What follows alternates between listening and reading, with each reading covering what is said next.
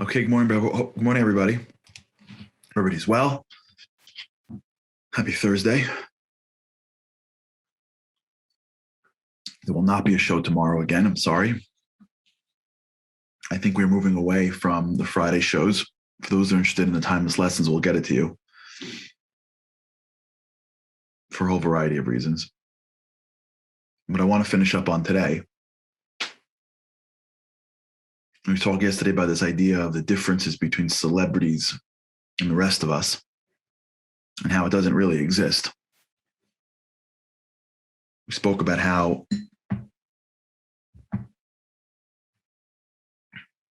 what happens to us many times is that we're living in a world where God sends us everything we need to know in life. This is an important piece that we have to digest. And maybe this could be a good piece to go into the weekend with. Let's assume that God knows what he's doing. Let's just assume it. If you need more proof, just look at any part of your body and just spend the next month on that part of your body and be like, how did that, what? Yeah.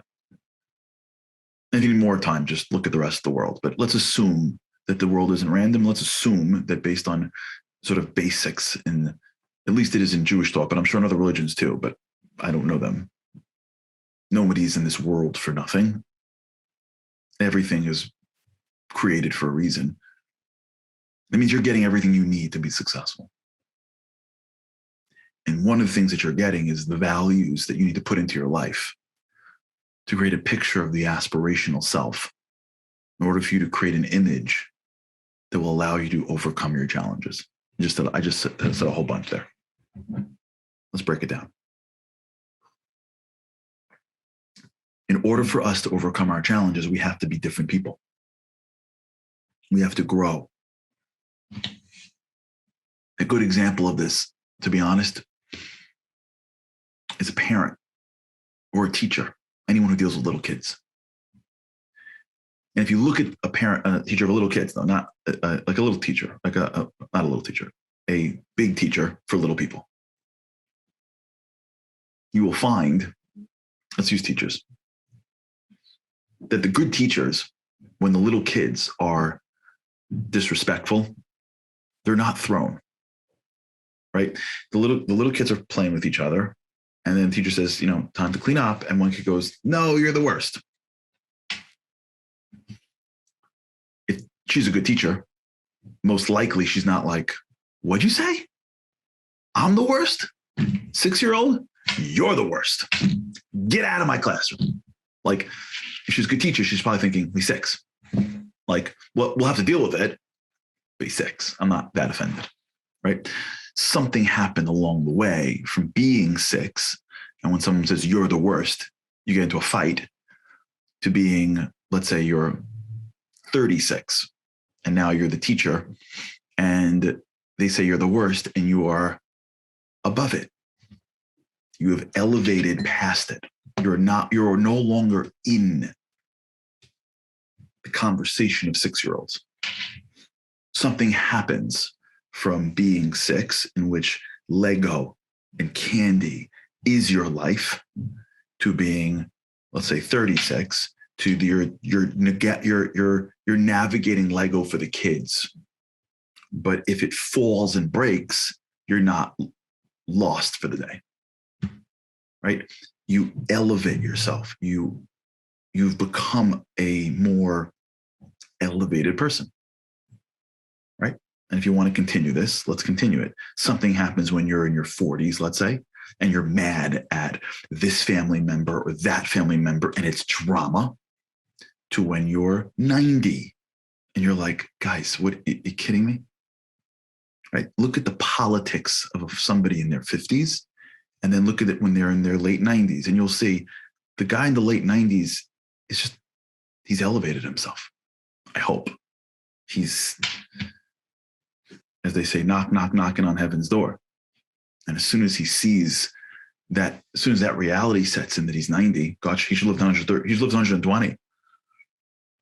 The pettiness that he obsessed over changes. You see this sometimes with these big titans of business. You read stories of some of our, great titans. They were cutthroat, ruthless. Forget about it. If you really read the real stories of a lot of the people that rose to incredible corporate prominence, not everybody, but lots of people, especially of yesteryear, even today, I got to tell you, you start reading some of these corporate stories, you see these CEOs, it's coming out now, even in some of the better companies, some of them, not everybody, but sometimes you really see. And then they get older and you see it with some of these great, powerful CEOs. They turn 70, 80, and they wake up one morning, they're like, I'm giving it all away to charity. Everyone's like, you're doing what? Like, what'd you say? Because 2 decades ago, you were like squashing people. You're doing what? You giving it to charity? You sure? And then that's it. Like they become like, what happened? Forget the cynical people that have answers. Let's be positive. They elevated. They made enough money. They got old enough. I said, I want to do something in my life. I want to elevate into having a legacy that's greater. Remember the story of I think it's Alfred Nobel, right? The Nobel Prizes. Remember that story of Alfred Nobel? From remembering this correctly, for those that are with me, Alfred Nobel, I believe, created like TNT or something, which created an enormous amount of havoc on the world. And one day there was an obituary because they thought he died, and they lambasted him. And he read it. And he changed. Started the prize for arts, and this and that, peace. Created the most prestigious prize in the world. What happened? That realization of the legacy of his life elevated him. He didn't now have the same desires to accumulate wealth at all expense. Why? Because it's in your mind. Because it's all in your mind. And we said it's the seat of the soul. It's all our minds. And as the mind shifts, the priorities shift. And the way a person grows in life is they elevate themselves past the walls, past their problems. They don't necessarily go through them all. Wake up one morning, they say, does it matter anymore? Really, it doesn't matter. I don't really care like I used to. No, you can win. Like it doesn't really, not that they're giving up, right? They're just raising up. And usually when you see somebody elevate, they lose that urgency from who they were. You see it with high school kids and teenagers that may be obsessed with their popularity and their looks. And they wake up one morning and they're 20 years later and their whole life is different. And they look back at themselves and they say, by the way, it doesn't always happen that way. It doesn't always happen that way. Some people never grow up. It's eventually they do, but elevation is our goal. That's what spirituality does. It elevates the spirit. The soul is supposed to drag up the physical world. And so God is constantly sending us messages in how to elevate. And some of those messages come in negative forces. So yesterday we spoke, Jacob and the angel. Tomorrow, for those who are interested in the timeless lessons, we have a little bit on it. And when you overcome your challenge, you realize that it really wasn't that big of a deal, or that you could do it. Right? That first time that you say no to something and you are still okay the next morning, you realize, hey, I'm stronger than this. And you start to put that thing into context, elevating yourself. You're not subject to the world.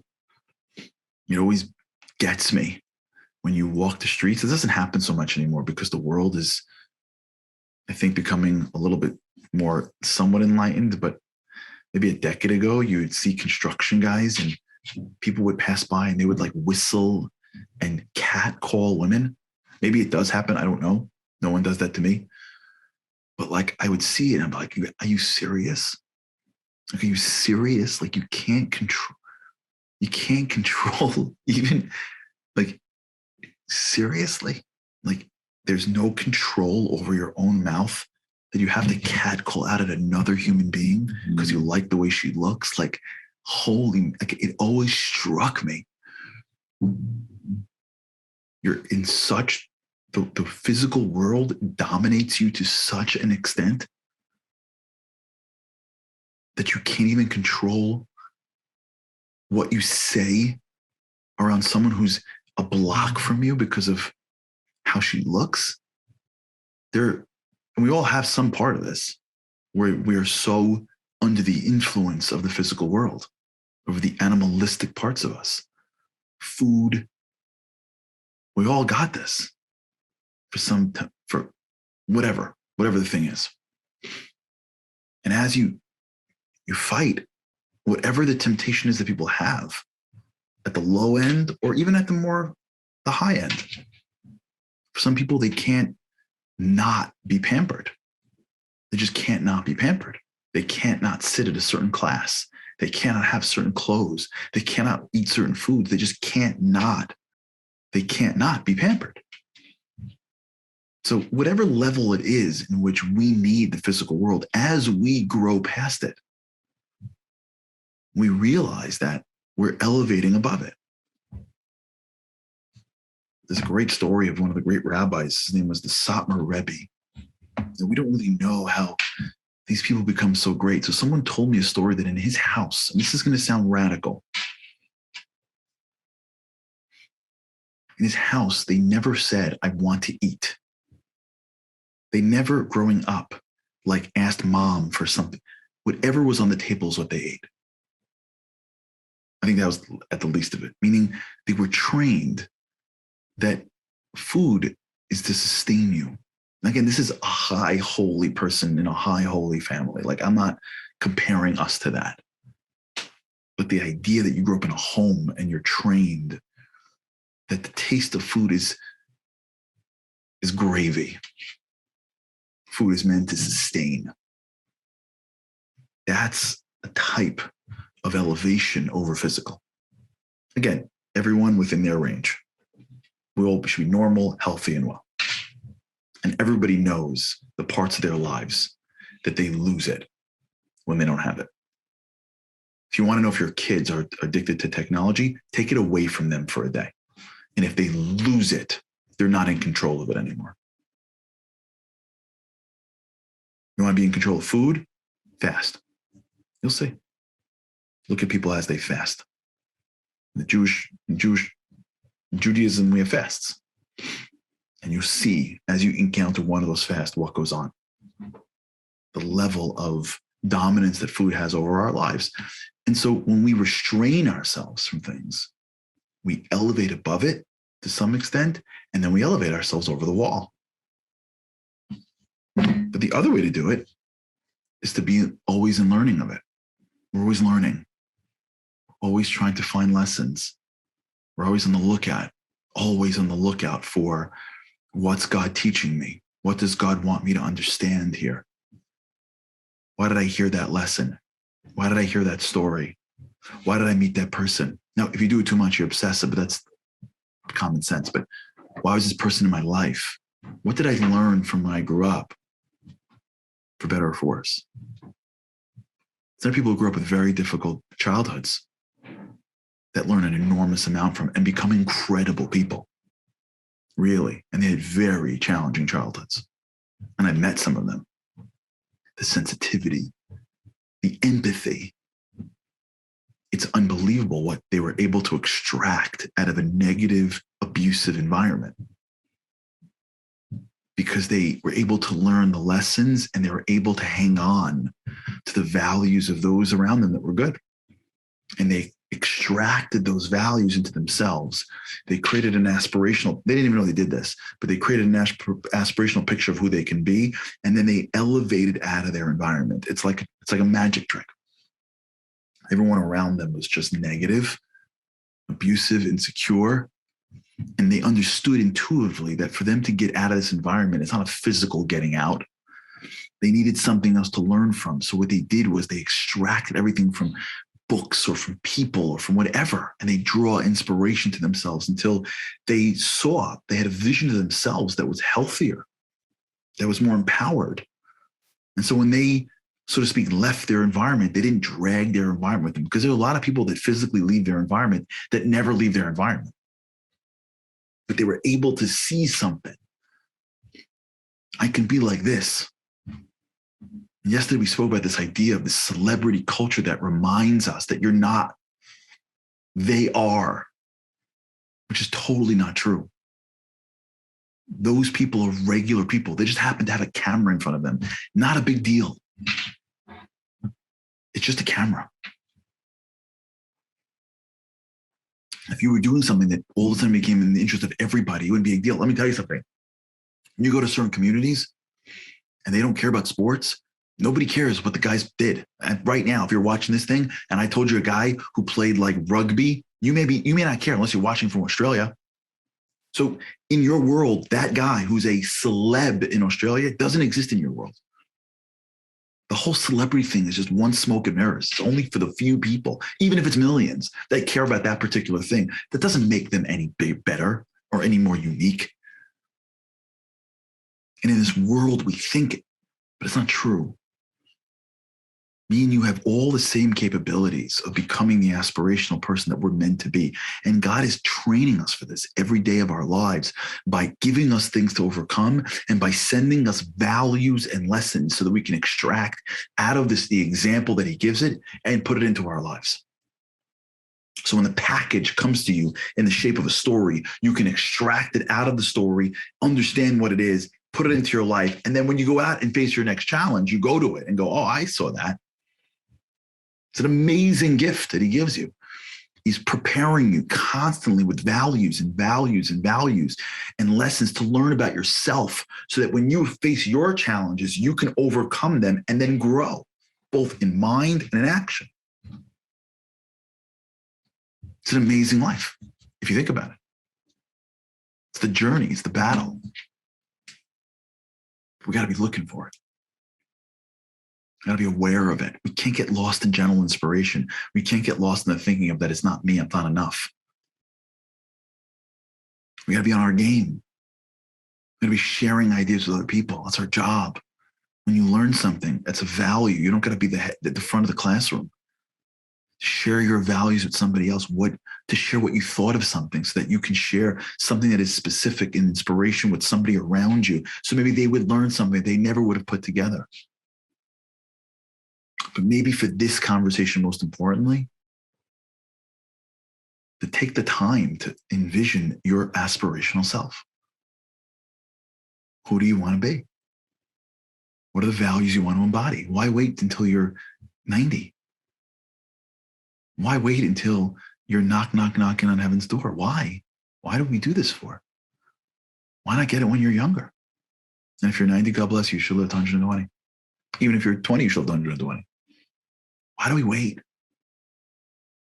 Because we're busy with what? What are we busy with? This is life. What are we busy with? Playing Lego? We're busy with the politics of the dynamics? Come on. What are we busy with? Our lower self? Why don't we get busy with our higher self? We got to live in the world.